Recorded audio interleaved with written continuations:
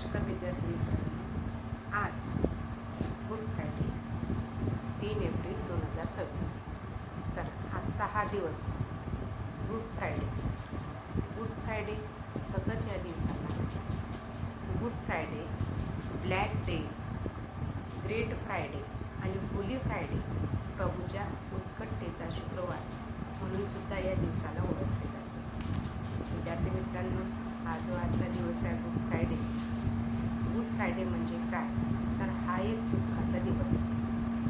Christian बांधव या दिवसाला शोक दिन किंवा दुःखाचा दिवस म्हणून साजरा करतात, कारण हा एक शोक दिवस आहे. ख्रिश्चन धर्माच्या समजुतीप्रमाणे या दिवशी येशू ख्रिस्ताला क्रॉसवर चढवण्यात आले होते.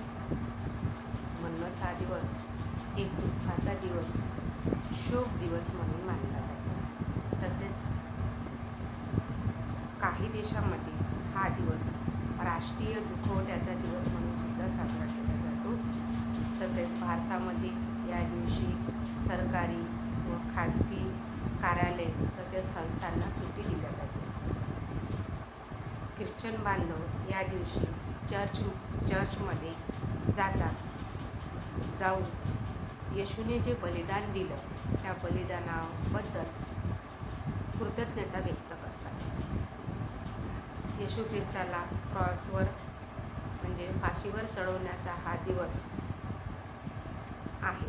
तसंच येशू ख्रिस्ताला का बरं क्रॉसवर चढवलं, तर त्या काळी यहुदी म्हणजे जे ज्यू लोक होते, त्या ज्यू लोकांनी आपली सत्ता कायम राहावी म्हणून त्या काळी जे काही धर्मामध्ये जे काही अराजकता माजली होती, जे काही लोकांनी क्रांती करून आपली सत्ता कायम राहावी म्हणून त्या काळचा जो रोम राजा होता, जो गव्हर्नर होता, त्यांनी येशू ख्रिस्ताला क्रॉसवर चढवले. येशू ख्रिस्ताचे जे काही अनुयायी होते, जे काही प्रेमी होते, त्यांनी खूप आक्रोश केला, खूप क्षमा याचना केली, पण येशू ख्रिस्ताच्या अनुयायांचं कोणीच ऐकलं नाही. कारण त्या काळी येशू ख्रिस्ताने जगाला प्रेम आणि करुणेचा संदेश दिला. त्या काळात खोट्या समजुती व अंधश्रद्धा, अविश्वास पसरणाऱ्या धर्मगुरूचे सुळसुळाट झाला होता. जे काही धर्मगुरू होते ते खोट्या समजुती समाजामध्ये पसरत होते. अंधश्रद्धा खूप वाढलेली होती. म्हणून त्याला एक आळा बसावा म्हणून येशू ख्रिस्ताने समाजाला योग्य वळणावर आणण्यासाठी अतोनात प्रयत्न केले. समाजाला प्रेमाची शिकवण दिली, करुणेची शिकवण दिली, संदेश दिले. पण त्या काळी जे ज्यू लोक होते, जो रोम राजा होता, त्याला येशू ख्रिस्ताचे म्हणणे पटले नाही. त्याला जीवे मारण्याचा आदेश दिला. मात्र येशूचे जे काही लोक होते त्यांनी खूप प्रयत्न केला की येशूला क्रॉसवर चढवण्यात येऊ नये, पण त्यांचा आक्रोश, त्यांची क्षमायाचना कोणीही ऐकली नाही. शेवटी येशूला क्रॉसवर चढवण्यात आले.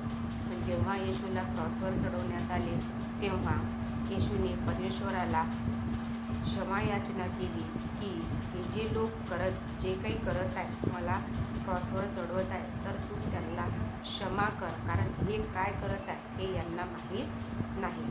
अशा प्रकारे क्षमा कर, माफ कर असे ख्रिश्चन बांधव मानतात. आणि त्यांनी येशूच्या बलिदानाचा हा दिवस गुड फ्रायडे म्हणून ओळखला जातो. ज्या दिवशी त्यांना क्रॉसवर चढवले तो दिवस गुड फ्रायडे म्हणून ओळखला जातो. म्हणूनच हा एक शोकाचा दिवस म्हणून मानला जातो. काही लोक या दिवशी गुड फ्रायडेच्या शुभेच्छा देतात, पण येशू ख्रिस्ताच्या किंवा ख्रिश्चन अनुयायाच्या किंवा ख्रिश्चन धर्मानुसार हा एक शोकाचा दिवस म्हणून पाळला जातो. म्हणजे आणि गुड फ्रायडेनंतर येणारा जो रविवार आहे, त्या रविवारी ईस्टर संडे म्हणून हा दिवस पाळला जातो. या दिवशी ख्रिश्चन समजुतीप्रमाणे हा दिवस येशूच्या परत येण्याचा दिवस म्हणून या दिवशी एक आनंद उत्सव साजरा केला जातो. ख्रिश्चन लोक चर्चमध्ये जातात आणि येशूच्या बलिदानाचे स्मरण व्यक्त करतात आणि एक ईस्टर संडे म्हणून एक आनंदाचा दिवस व्यक्त करतात। अशा प्रकारे या दिवशी गुड फ्रायडे या दिवसाची माहिती विद्यार्थी मित्रांनो मी तुमच्यासमोर मांडलेली आहे। म्हणून गुड फ्रायडे हा दिवस ख्रिश्चन समजुतीप्रमाणे हा एक शोकाचा दिवस म्हणून पाळला जातो।